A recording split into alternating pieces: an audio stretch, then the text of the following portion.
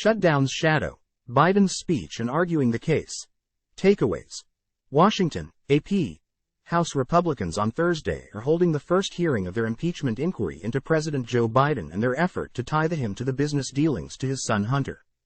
Time equals 400 ms. Greater than. It's a high-stakes opening act for Republicans as they begin a process that can lead to the ultimate penalty for a president, punishment for what the Constitution describes as high crimes and misdemeanors.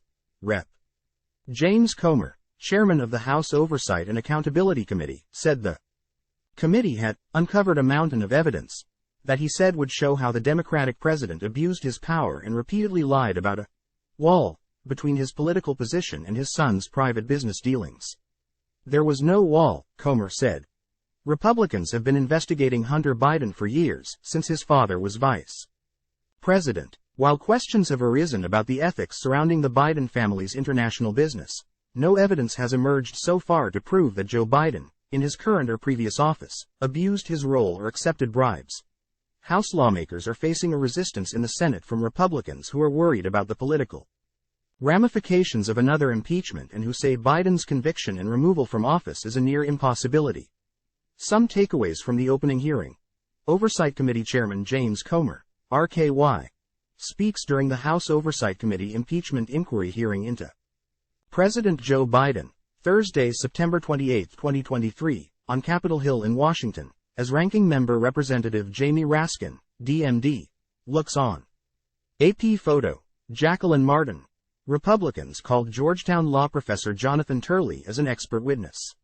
He is a staple of impeachment proceedings, having testified in support of the 1998 impeachment proceedings against President Bill Clinton and against the first of two impeachment cases against President Donald Trump. Turley said he did not believe the evidence so far supported bringing articles of impeachment against Biden.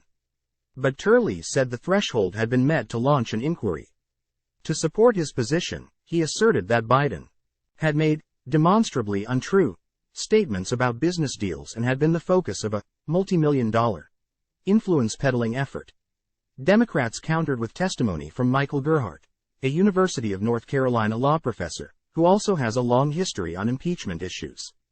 He testified during Trump's first impeachment. In 1998, Gerhardt was called as a joint witness by Democrats and Republicans to testify on impeachment. Gerhardt said he had heard no evidence for impeachment charges against the president. Any further investigation is being done to ensure that Mr. Biden has to prove his innocence rather than the committee being able to connect the dots in a convincing and persuasive way, Gerhardt said in his opening statement. It's not me you have to persuade. It's the American people whose trust you deserve and whose trust you have to maintain. The inquiry is opening as the federal government is days away from a shutdown that would halt paychecks for millions of federal workers and the military. It's the responsibility of Congress to fund the government. The House and Senate have to agree to fund the government and the President has to sign that legislation into law. A shutdown will effectively begin at 12:01 a.m. Sunday without action on Capitol Hill, and lawmakers are nowhere near a deal.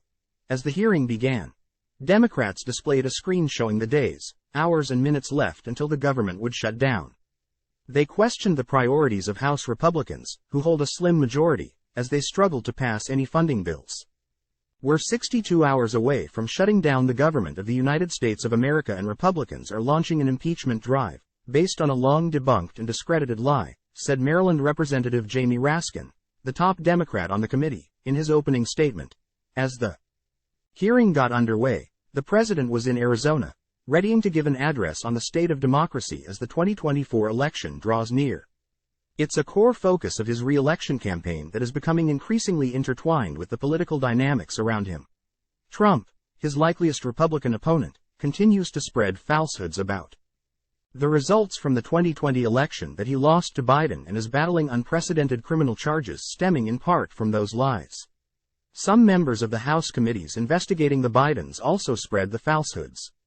Biden has increasingly called out Trump by name and this week said the former president and his supporters were seeking to destroy American democracy. Time equals 400 ms. Greater than with the impeachment inquiry and investigations into Biden's son. Trump's supporters in the House are seeking in part to refocus the spotlight around the Biden family and away from Trump's criminal indictments. Hunter Biden has been the target of Donald Trump and Republicans for years. He's now fighting back.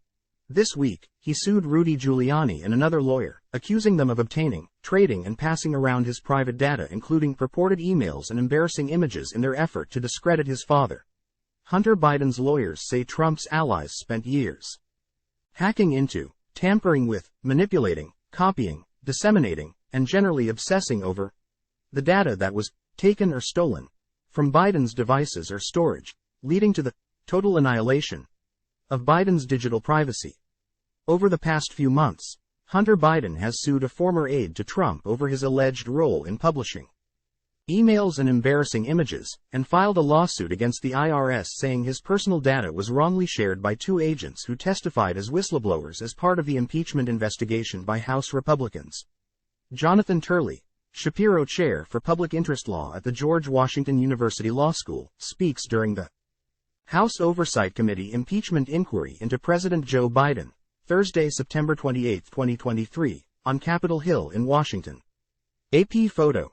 Jacqueline Martin, Michael Gerhardt, Burton Craig, Distinguished Professor of Jurisprudence, University of North Carolina at Chapel Hill, speaks during the House Oversight Committee impeachment inquiry into President Joe Biden, Thursday, September 28, 2023, on Capitol Hill in Washington. AP photo. Jacqueline Martin.